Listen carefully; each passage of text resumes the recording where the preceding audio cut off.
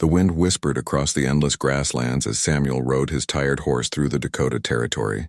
It was late autumn of 1876, and the plains stretched before him like a golden ocean under the pale sky. Samuel was a wanderer, a man who had left his past behind in Missouri after losing his family to fever. Now he traveled from town to town, doing odd jobs and keeping to himself. His horse, an old bay mare named Belle, snorted and shook her head as they moved slowly through the tall grass. Samuel patted her neck gently. They had been traveling for 3 days without seeing another soul, living on hardtack and water from his canteen. The nearest settlement was still 2 days away, but Samuel was in no hurry. The loneliness of the plains suited his mood. As the sun began to sink toward the horizon, painting the sky in shades of orange and pink, Samuel decided to make camp near a small creek he had spotted in the distance. The water would be good for Belle, and he could refill his canteen. As he guided his horse toward the creek, something caught his eye. A small figure sat hunched by the water's edge, barely visible among the tall reeds. Samuel pulled Belle to a stop and squinted through the fading light. It was a child sitting perfectly still like a statue. The boy couldn't have been more than 8 or 9 years old, with long black hair and dark skin that marked him as one of the native tribes that roamed these lands. Samuel's first instinct was to turn away. White settlers and natives were not on friendly terms in these parts, and getting involved could mean trouble. But something about the child's stillness bothered him. The boy hadn't moved or even looked up when Samuel approached, which seemed strange for any child, especially one alone on the plains. Sliding down from his saddle, Samuel approached slowly, his boots making soft sounds in the grass. As he got closer, he could see that the boy was thin, almost skeletal. His clothes were torn and dirty, and his lips were cracked from thirst. The child's eyes stared blankly at the water, but he made no move to drink. "Hey there, son," Samuel called softly, stopping a few feet away. The boy's head turned slowly, and Samuel saw eyes that looked far too old for such a young face. Those eyes held a deep sadness and exhaustion that Samuel recognized from his own mirror. The child tried to stand but swayed dangerously. Samuel rushed forward and caught him before he could fall into the creek. The boy was so light that Samuel could have lifted him with one hand. Through the torn shirt, Samuel could feel every rib, every bone. This child was starving. "Easy now," Samuel murmured, helping the boy sit down on a fallen log. "When did you last eat something?" The child looked at him with confusion, clearly not understanding English. Samuel tried again with the few words of Lakota he had picked up from traders. But the boy's tribe might speak a different language entirely. Samuel went to his saddlebags and pulled out some of his precious hardtack and jerky. The boy's eyes widened at the sight of food, but he made no move to take it. Samuel broke off a small piece of hardtack and held it out. After a moment's hesitation, the child took it with trembling hands and ate it slowly, as if trying to make it last forever. As the boy ate, Samuel studied him more carefully. The child wore traditional clothing, but it was in poor condition. A small medicine pouch hung around his neck, and Samuel could see faded paint on the boy's cheeks that suggested he had been part of some ceremony before whatever tragedy had brought him here alone. Samuel gave the child more food, watching as color slowly returned to the boy's face. He also offered his canteen, and the child drank deeply. As they sat together in the growing darkness, Samuel found himself wondering what terrible events had separated this child from his family. In these troubled times, it could have been anything: disease, conflict with other tribes, or encounters with the army. The boy finished eating and looked up at Samuel with those ancient eyes. For the first time, he seemed to really see the man who had helped him. He reached into his medicine pouch and pulled out a small carved bone, holding it out to Samuel. Samuel shook his head and gently pushed the child's hand back. "Keep it, son. You might need it." The boy tilted his head, not understanding the words but seeming to grasp the meaning. He tucked the bone back into his pouch and then did something unexpected. He pointed to himself and said clearly, "Dakota." "Dakota," Samuel repeated, and the boy nodded. Samuel pointed to himself. "Samuel." The child tried the name, his pronunciation soft and careful. As full darkness settled over the plains, Samuel built a small fire. He had planned to sleep under the stars, but now he had a companion. The boy Dakota sat close to the fire, occasionally glancing at Samuel as if making sure his rescuer was real. Samuel shared more of his food and water, knowing that his own supplies were running low but unable to let the child go hungry. That night, as Samuel lay on his bedroll with Dakota curled up nearby, he stared at the stars and wondered what morning would bring. He had saved one small life, but out here on the vast plains that felt like both everything and nothing at all.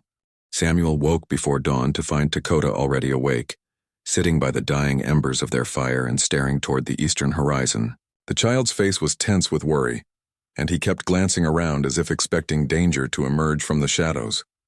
"What is it, son?" Samuel asked quietly, though he knew the boy wouldn't understand his words. Dakota pointed toward the east and made gestures that Samuel couldn't interpret. The child seemed agitated, almost frightened, but Samuel couldn't determine what was troubling him.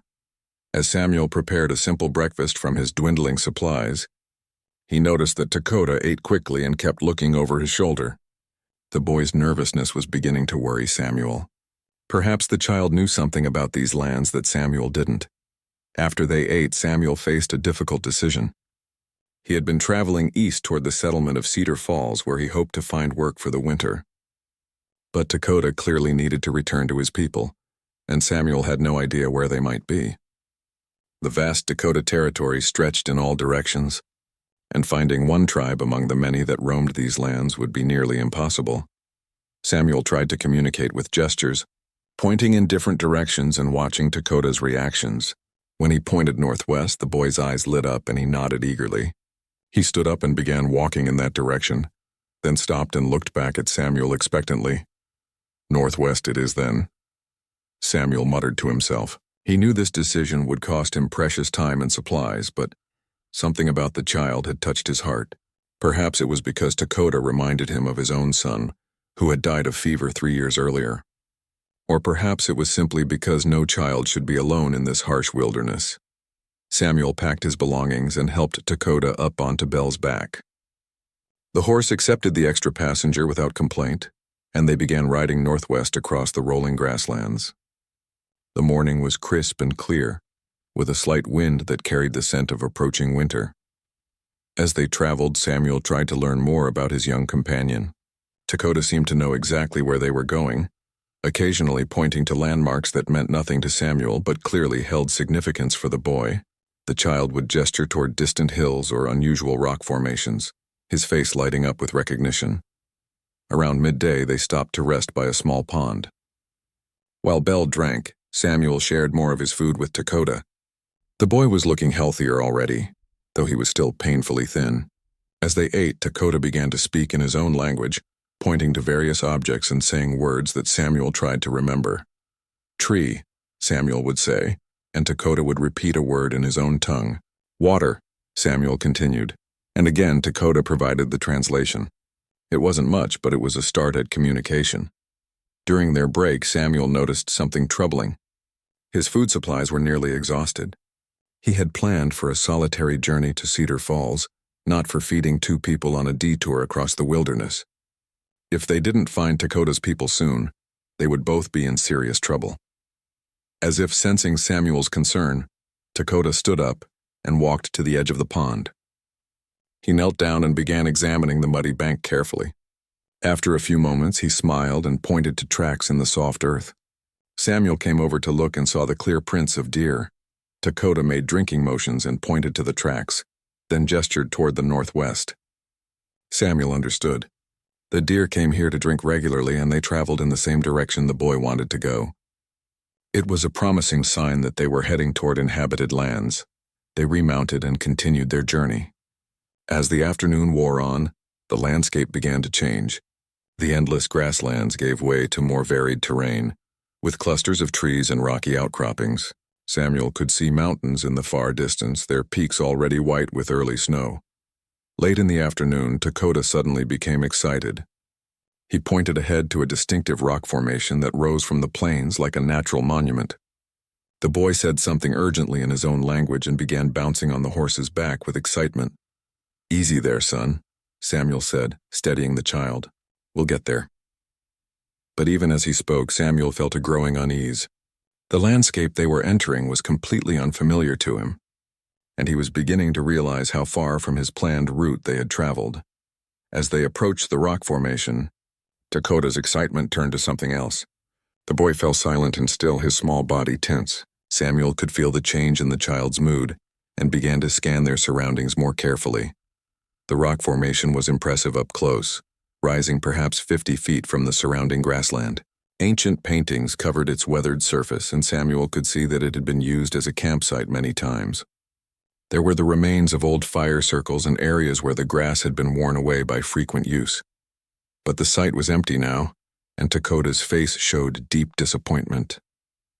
He slipped down from Belle's back and walked among the cold fire circles, calling out words that echoed off the rocks. No one answered. Samuel dismounted and followed the boy, trying to piece together what had happened. The campsite looked recently used, but not within the last week or two. Whoever had been here had left in an organized fashion, taking everything of value with them. Dakota sat down heavily on a rock and put his head in his hands. For the first time since Samuel had found him, the boy began to cry. The sound of his sobbing echoed off the stone walls, a lonely sound that seemed to capture all the vastness and emptiness of the plains. Samuel sat down beside the child and awkwardly patted his shoulder. He didn't need to understand Dakota's language to know what the boy was feeling. The child had hoped to find his family here, and instead found only emptiness. As the sun began to set behind the rock formation, Samuel realized they would have to spend another night together. But more troubling was the growing certainty that they were now both lost in the wilderness, with winter approaching and their supplies nearly gone. The night at the abandoned campsite was restless for both Samuel and Dakota. The boy tossed and turned, occasionally speaking in his sleep, words that sounded like names or calls for help. Samuel lay awake staring at the stars, calculating their remaining supplies and wondering if he had made a terrible mistake. By morning, their situation had become critical. Samuel's food was nearly gone, and his water supply was running low despite the pond they had found the day before. Belle was showing signs of fatigue, and Samuel knew the old mare couldn't carry 2 riders much longer without proper grain and rest. Dakota seemed to understand their predicament. When Samuel showed him the nearly empty food bag, the boy's face grew serious. He stood up and walked to the edge of their camp, scanning the horizon carefully. Then he turned back to Samuel and began making urgent gestures. The child pointed to the northwest, then held up his fingers. Samuel couldn't tell if he meant hours or days, but Dakota's expression suggested urgency. The boy seemed to be saying that his people were close, just beyond the next ridge or valley. Samuel made a difficult decision. They would continue northwest, but this would be their last attempt. If they didn't find help within 2 days, they would have to turn back toward the settlements, even if it meant leaving Dakota to find his own way. They broke camp early, with Samuel walking alongside Belle to spare the horse's strength. Dakota rode silently, his eyes constantly scanning the landscape ahead. The boy seemed more alert than before, as if he recognized landmarks that were invisible to Samuel. The terrain continued to change as they traveled. Rolling grasslands gave way to broken country with steep draws and rocky hills. Samuel had to lead Belle carefully through areas where the ground was uneven or treacherous. It was slow going, but Dakota urged them forward with increasing excitement. Around midday, they crested a hill and Dakota suddenly called out. Below them spread a broad valley with a meandering stream running through it. Along the banks of the stream, Samuel could see the circular patterns left by travois poles and the scattered remains of cooking fires. It was another abandoned campsite, but this one looked much more recent. Dakota scrambled down from Belle's back and ran toward the valley, calling out in his own language. Samuel followed more slowly, leading his tired horse down the steep slope. As they reached the valley floor, he could see that this camp had been occupied within the last few days. The boy was examining the ground around the old fires, his face intense with concentration. He found something that excited him, a piece of decorated leather that he held up triumphantly. Samuel couldn't tell what it was, but it clearly meant something important to Dakota. The child then began following what looked like random marks in the grass, but Samuel realized these must be the tracks of the departed tribe. Dakota moved with confidence now, reading signs in the earth that were invisible to the white man's eyes. They followed the trail for several hours, moving deeper into the valley system. Samuel's concern grew as they traveled further from any route he might know. If something happened to them out here, no one would ever find their bodies. But Dakota's excitement continued to build.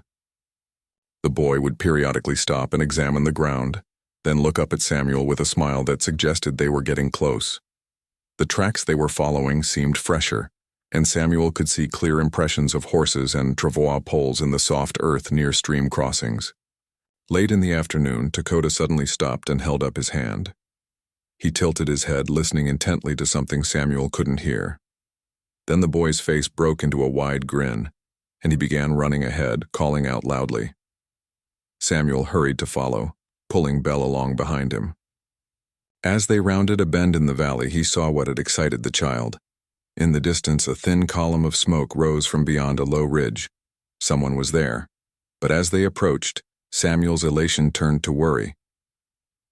How would Dakota's people react to finding their lost child in the company of a white stranger? In these times of tension between settlers and tribes, Samuel's presence might be seen as threatening or suspicious. Dakota seemed to have no such concerns. The boy was running ahead now, his voice echoing off the valley walls as he called out names and phrases. Samuel could only follow and hope for the best. As they climbed the ridge toward the smoke, Samuel heard sounds that made his heart race. Voices calling back to Dakota, but these voices carried a note of alarm. Within moments, the ridge ahead of them was lined with figures, and Samuel could see that several of them were armed. The reunion between Dakota and what appeared to be his relatives was emotional and chaotic. The boy was surrounded by crying women and stern-faced men, all talking at once in their rapid language. Samuel stood apart, holding Belle's reins and trying to look as non-threatening as possible. After several minutes of intense discussion, an elderly man approached Samuel. The man's face was weathered and wise, with gray streaking his long braided hair. He wore traditional clothing decorated with intricate beadwork, and he carried himself with the dignity of a leader. The elder studied Samuel carefully, his dark eyes taking in everything from the white man's worn clothes to his tired horse. Then he spoke slowly in accented but clear English. "You brought our boy home," the elder said. It was a statement, not a question. Samuel nodded. "Found him by a creek, half-starved. Figured he needed help getting back to his people." The elder continued to study him. "Many of your kind would not help one of ours. Why did you?" Samuel thought about the question for a moment. He was just a hungry child. Didn't matter what color his skin was. Something in the elder's expression softened slightly. He turned and spoke rapidly to the others in his own language.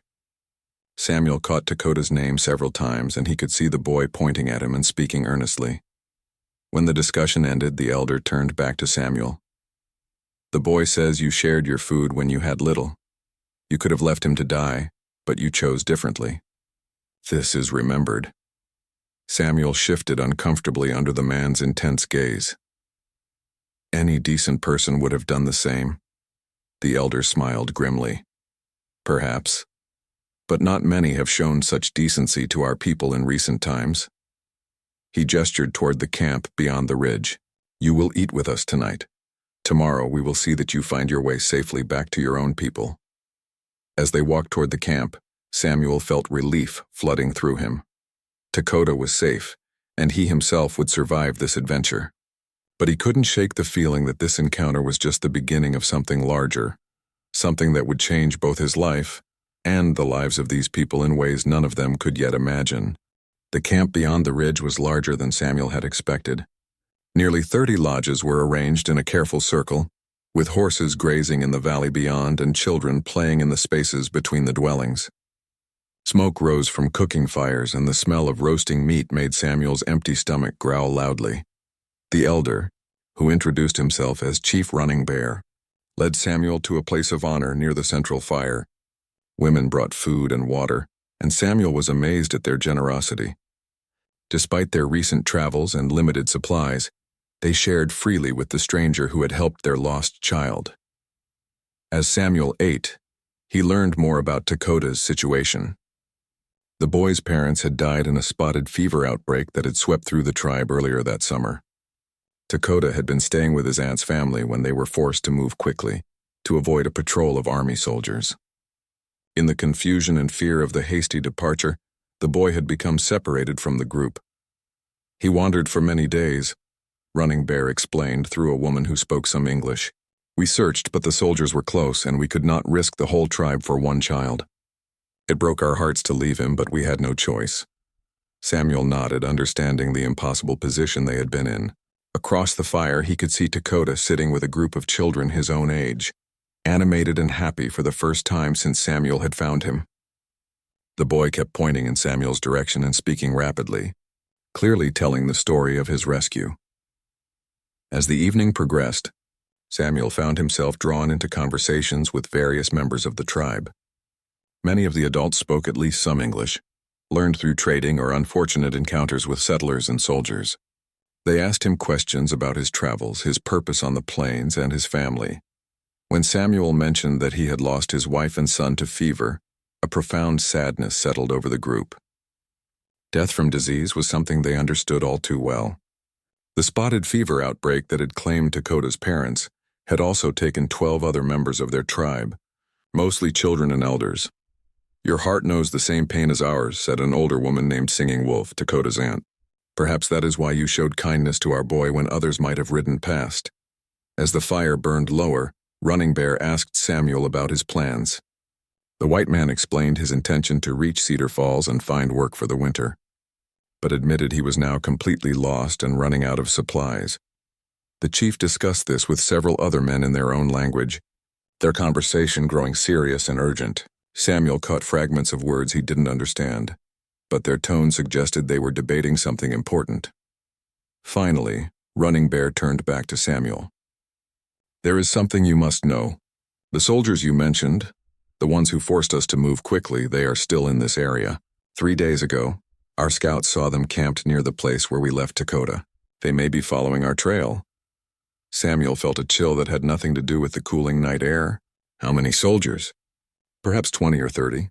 They are led by a man called Captain Morrison, who has no love for our people. He believes all natives should be moved to the agencies whether they want to go or not." The implications of this news were troubling. If soldiers were in the area, Samuel's presence in the camp could create serious problems for the tribe. A white man traveling with natives might be seen as evidence of hostile activity, especially by an officer who was already prejudiced against them. "Maybe I should leave tonight," Samuel suggested. "I don't want to bring trouble to your people." Running Bear shook his head. "Too dangerous to travel in darkness through unfamiliar country. Besides, leaving now would not solve our problem. If the soldiers are following our trail, they will find us soon whether you are here or not." The chief stood up and walked to the edge of the firelight, staring out into the darkness. "We have been moving for weeks trying to avoid confrontation. Our horses are tired, our people are weary, and we are running out of places to run." Samuel joined him at the edge of the circle. "What will you do?" "We will move again at first light," Running Bear said quietly. "Deeper into the Badlands where their horses cannot follow easily. It is hard country, but it may be our only chance to avoid being forced onto the reservation." That night, Samuel lay in the guest lodge they had prepared for him, unable to sleep. Through the lodge walls, he could hear the quiet sounds of a camp preparing for another hasty departure. Children were being told to gather only their most precious possessions. Women were packing cooking utensils and medicine bundles with practiced efficiency. Men were checking weapons and discussing the best routes through the difficult terrain ahead. Samuel thought about his own situation. He could ask for directions to Cedar Falls and ride away in the morning, leaving these people to face whatever dangers lay ahead. It would be the sensible thing to do, the safe thing. He had already done more than most white men would do by helping Dakota, but as he lay there listening to the sounds of preparation, Samuel found himself thinking about his own son, lost to fever 3 years ago. He remembered the helpless feeling of watching the boy suffer while being unable to help. Now he had the chance to help other children, to make a difference in a situation where he actually had some power to act. By the time the first faint light appeared in the eastern sky, Samuel had made his decision. It might be foolish, it might be dangerous, but he could not simply ride away and leave these people to face Captain Morrison and his soldiers alone. When Running Bear emerged from his lodge in the pre-dawn darkness, He found Samuel already awake, sitting by the cold ashes of the previous night's fire. "I want to help," Samuel said simply. "I know this country better than you do, and I know how soldiers think. Maybe I can help you avoid them." The chief studied Samuel's face in the growing light. "This is not your fight, white man. Why would you risk your life for people you barely know?" Samuel thought of Dakota, sleeping peacefully in his aunt's lodge after so many nights alone and afraid on the plains. Because sometimes doing the right thing is more important than doing the safe thing. Running Bear nodded slowly as if Samuel had passed some unspoken test. "Then we will plan together. But I warn you, the path we must take will be dangerous for all of us." As the camp began to stir around them, Samuel realized that his simple act of kindness toward a hungry child was about to lead him into the most dangerous adventure of his life. The camp was packed and moving before the sun cleared the eastern horizon. Samuel had never seen such efficient organization. Within 2 hours, 30 lodges had been dismantled, belongings loaded onto travois, and the entire tribe was moving northwest toward the broken badlands that offered their best hope of escape. Samuel rode alongside Running Bear and the other tribal leaders, sharing what he knew about the terrain ahead. He had traveled through parts of these badlands during his wandering years and knew the hidden valleys and difficult passes that might provide concealment from pursuing soldiers. "There's a place called Devil's Canyon about a day's ride northwest," Samuel explained as they rode. "The walls are steep, but there are caves and fresh water. A cavalry unit would have trouble following you in there." Running Bear nodded thoughtfully. "We know this place. Our grandfathers used it during the wars with the Crow, but it is far from the buffalo grounds, and winter is coming." Behind them, the tribe moved in practiced silence. Even the children seemed to understand the need for quiet. Dakota rode with his aunt, occasionally looking back at Samuel with gratitude and something that might have been hero worship. The boy had appointed himself as Samuel's unofficial guide, pointing out landmarks and trying to teach him words in the tribal language. As they traveled deeper into the Badlands, the landscape became increasingly rugged. Red sandstone cliffs rose around them, carved by centuries of wind and water into fantastic shapes. The trail they followed was narrow and treacherous, winding between towering rock formations that offered both concealment and danger. Samuel's experience proved valuable as they navigated the difficult terrain. He knew which passes were safe for horses loaded with travois, and which seemingly inviting valleys were actually dead ends. More importantly, he could think like the soldiers who might be pursuing them. "They'll expect you to head for the traditional winter camps," Samuel told Running Bear during a brief rest. "Captain Morrison will probably split his forces, sending patrols to all the usual places. But if we can get deep enough into the Badlands, they'll assume you went a different direction entirely." The chief listened carefully to Samuel's advice, but Samuel could see the weight of responsibility pressing down on the older man. Every decision Running Bear made affected the lives of nearly 200 people, from tiny babies to elderly, grandparents who struggled to keep up with the pace of their flight. As the day wore on, Samuel began to notice signs that they were not alone in the Badlands. Distant dust clouds appeared and disappeared on the horizon, too far away to identify but troubling nonetheless. Scout riders sent out by Running Bear returned with reports of horse tracks and cold campsites, evidence that other groups were moving through the area. Late in the afternoon, one of the scouts brought alarming news. He had spotted a cavalry patrol less than 5 miles behind them, following their trail with determination. Captain Morrison had found their track and was pursuing them relentlessly.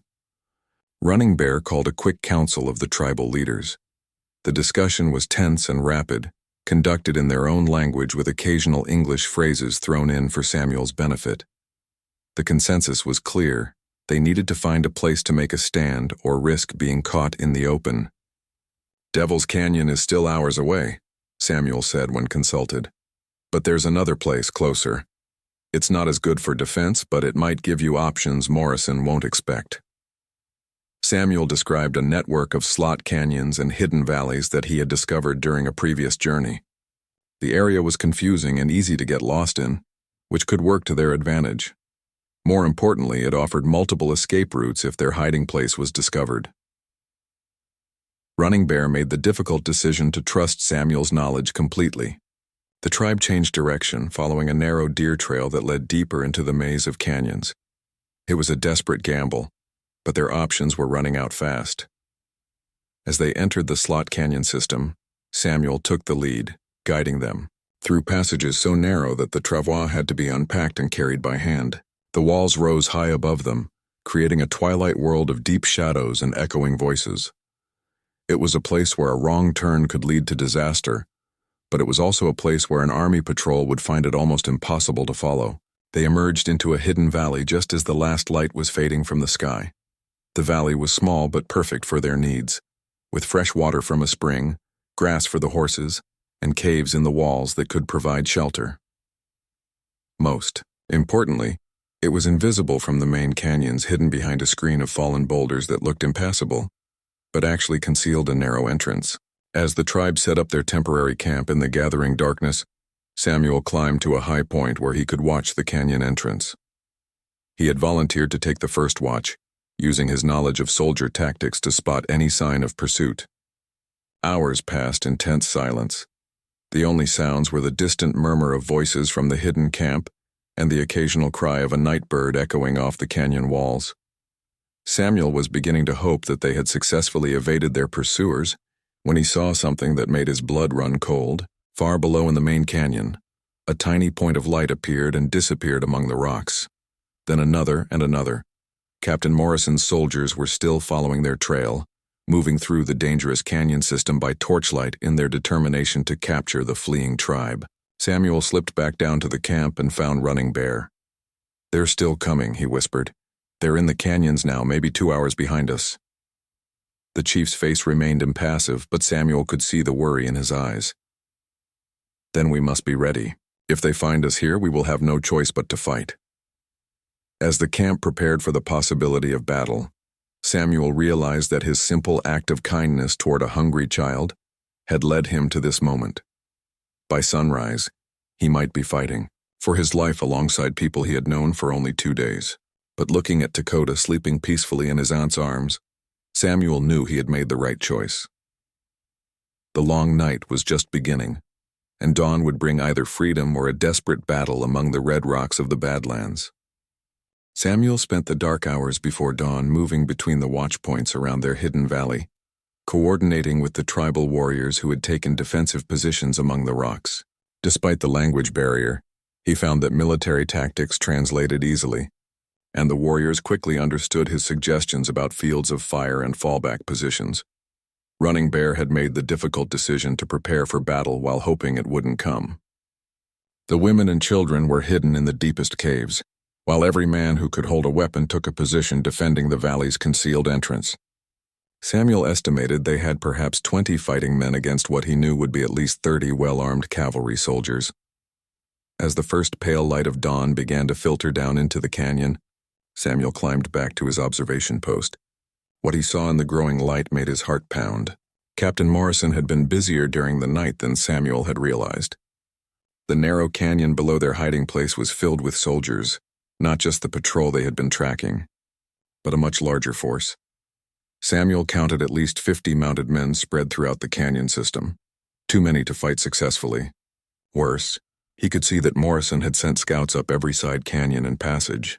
It was only a matter of time before someone discovered the hidden entrance to their valley. Samuel hurried back to Running Bear with the grim news. The chief listened without expression, then gathered his war leaders for a final council. The discussion was brief and intense, conducted in rapid whispers that wouldn't carry to the soldiers below. "We cannot fight so many," Running Bear concluded quietly, "but neither can we surrender. Morrison is known for his hatred of our people. He will not treat prisoners kindly, especially children." Samuel had been dreading this moment, but he knew what he had to do. "There might be another way," he said slowly. "Morrison doesn't know I'm here. If I could create a distraction, draw his attention away from this area, you might be able to slip out the back way." The tribal leaders stared at him with a mixture of surprise and respect. "That would be suicide," said one of the younger warriors. "They would hunt you down like a wolf." Samuel nodded. "Maybe. But I know these canyons better than they do, and I've got a good horse. If I can lead them on a chase long enough, you can get your people to safety." Running Bear studied Samuel's face carefully. "Why would you do this? You owe us nothing more than you have already given." Samuel glanced toward the caves where Dakota was hidden with the other children. That boy trusted me to get him home safely. Now I need to make sure he stays safe. He paused, thinking of his own son who had died so young. Besides, every child deserves a chance to grow up free. Before Running Bear could argue further, shouts echoed from the canyon below. One of Morrison's scouts had found signs of their passage near the valley entrance. They were out of time. Samuel quickly saddled Bell, checking his rifle and making sure he had enough ammunition for what might be his final fight. As he prepared to leave, Dakota appeared at his side. Having slipped away from his aunt despite orders to stay hidden, the boy pressed something into Samuel's hand, the small carved bone from his medicine pouch, the one he had tried to give Samuel on that first night by the creek. This time Samuel accepted it, tucking the token safely into his shirt pocket. "Dakota," Samuel said softly, kneeling down to the boy's level. He pointed to himself, then to the canyon entrance, then back to Dakota and made a shooing motion toward the caves. The child understood and nodded solemnly, but tears were running down his cheeks. Samuel mounted Bell and rode toward the valley entrance as quietly as possible. His plan was desperate but simple. He would reveal himself to Morrison's forces and lead them on a chase away from the hidden valley, giving the tribe time to escape through the maze of back canyons that only Running Bear's scouts knew. As he approached the concealed entrance, Samuel could hear soldiers moving around just outside. Their voices carried clearly in the still morning air. Captain Morrison was there directing the search personally, his voice sharp with frustration and determination. "Keep looking," Morrison was saying. "They're here somewhere. Indians don't just vanish into thin air, and we're too close to give up now." Samuel took a deep breath, said a silent prayer, and spurred Bell forward through the hidden entrance. He emerged from behind the boulder screen at full gallop, his sudden appearance causing shouts of alarm and confusion among the soldiers. "There's one of them," someone yelled, and immediately rifles began firing. Samuel bent low over Bell's neck as bullets whined around them, heading for the narrow passage that would lead deeper into the canyon system. Behind him, he could hear Morrison shouting orders. "Mount up. After him. He'll lead us to the others." It was exactly what Samuel had hoped for. As he rode through the twisting passages, he could hear the thunder of hooves behind him as Morrison's entire force gave chase. The soldiers were falling into his trap, drawn away from the hidden valley by the promise of capturing at least one of their quarry.